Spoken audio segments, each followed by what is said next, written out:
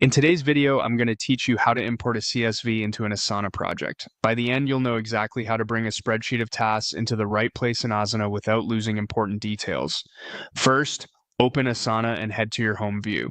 This is your starting dashboard, and it makes it easy to jump into the spaces you use most.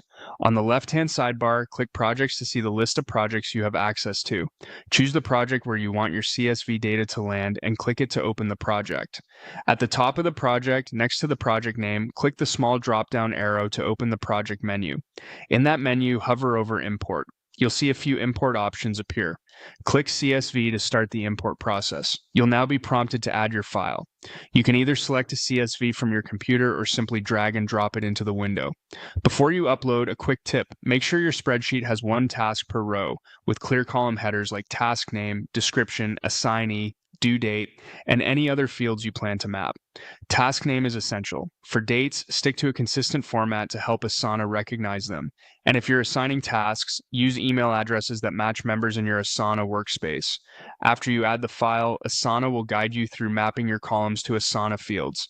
This is where you tell Asana which column should become the task name, which one becomes the description, and so on. If your project uses sections or custom fields, look for them in the mapping options and match them to the correct columns.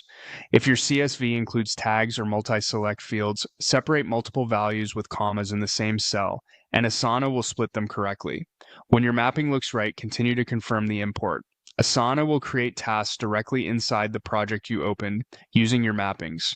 Give it a moment for larger files. Once the tasks appear, scan a few of them to confirm names, dates, and assignees look correct, and adjust any fields as needed from the list view.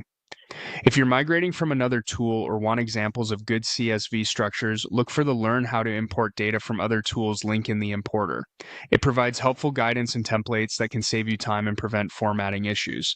That's it. You've imported your CSV into an Asana project, keeping your work organized and ready to track.